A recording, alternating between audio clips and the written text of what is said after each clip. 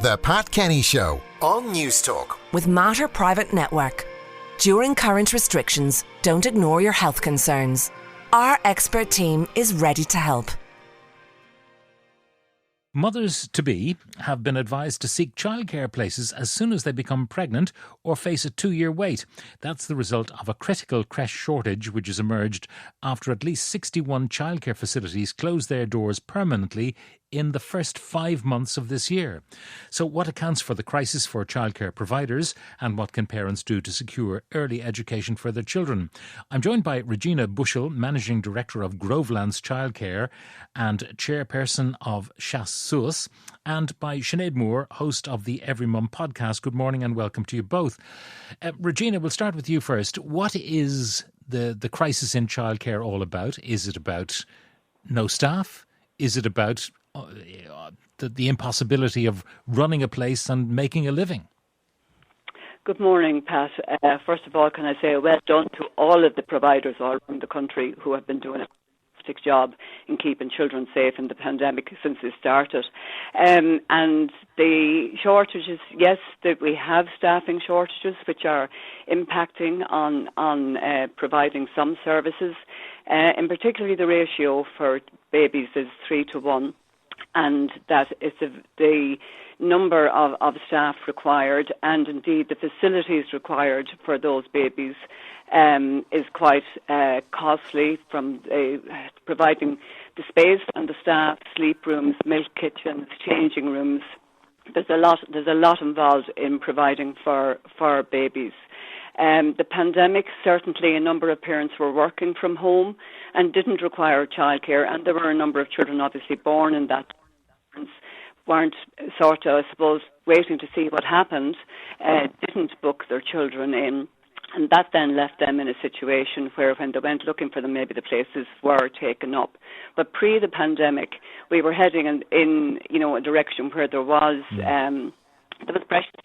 pressures coming. Just to clarify, I mean, we know that creches were closing down.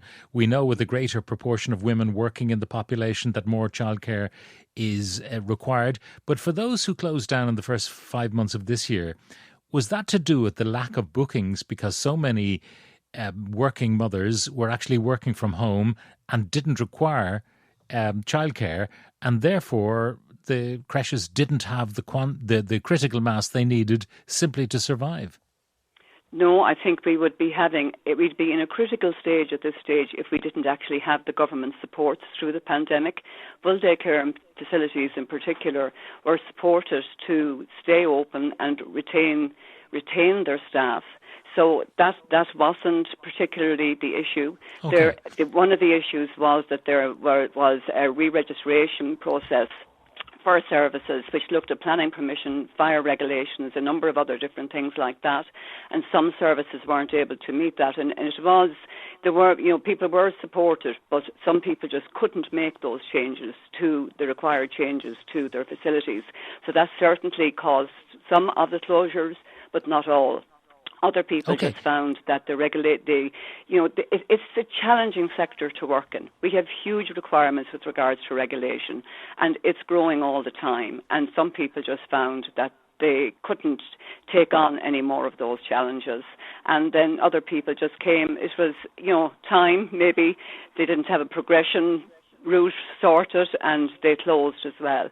So there are a number of different reasons why people closed, and the sector is going through a huge transition, and other people are not building on at the moment because we want to see what's coming out of all of the requirements under the first 5, all of government strategy, and what challenges we'll have to meet. But staffing is certainly a very an issue. Uncertain future and not knowing where it's all going. But secondly, some of the creches just finding the new requirements as laid down just too onerous. So, Sinead Moore, what do you make of this shortage? I mean, have you come across through your podcast people who are affected by this? Thank you for covering this, Pat, because it's such a critical issue for a generation of highly skilled parents who are also caught in the housing crisis, who need 2 incomes to have their mortgage. So it's not a luxury to need childcare. for us to be able to continue with our careers. And that's from a goals and ambitions, it's from a using our education, but it is also a financial requirement if we want our houses. It's also, it's about getting teachers back into work, it's about getting nurses back into work, and about contributing to the economy through our income. So it's something that we can't ignore. And I think that certainly COVID has exacerbated the issue, but it was there before. I have a 4-year-old and I have a baby, so I'm experiencing it this time round with some challenges. But when my 4-year-old started, I went back at 8 months. But shortly after she turned 1, her creche, which is a lifeline to us and who are incredible and who I just cannot thank more for the work and the care they've given my daughter, had to make the financial decision to not take babies under 1. And that has impacted. Okay, and when your maternity leave expires, then your child, your new baby, will still be under 1. Exactly. So the maternity state benefit runs until 26 weeks. And even at that, it's a supplement. It's not your salary. And then I've had to take every single hour of unpaid state entitlement that I can stretch. And I am one of, there are 60,000 babies born each year. So this isn't, I'm not saying this is rare. This is the reality for parents right now who can't access childcare. And what it's forcing us to do is to evaluate, right, is it viable for both parents to work? And what is the impact to the state if one parent has to roll back? But also if 2 parents are continuing to work, but they can't access childcare or they can't afford full-time childcare. And that is an essential part of this. Yeah. We're talking about the financial viability of the sector, but many parents actually can't afford to work full-time and pay full-time. So are they going to source childcare that is not through this sector?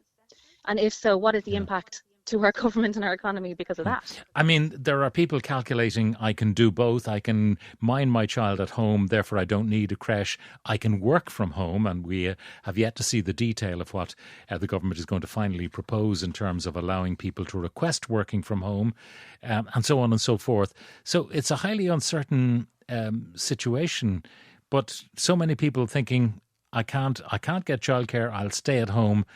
I mean, long term for the economy, that does not augur well.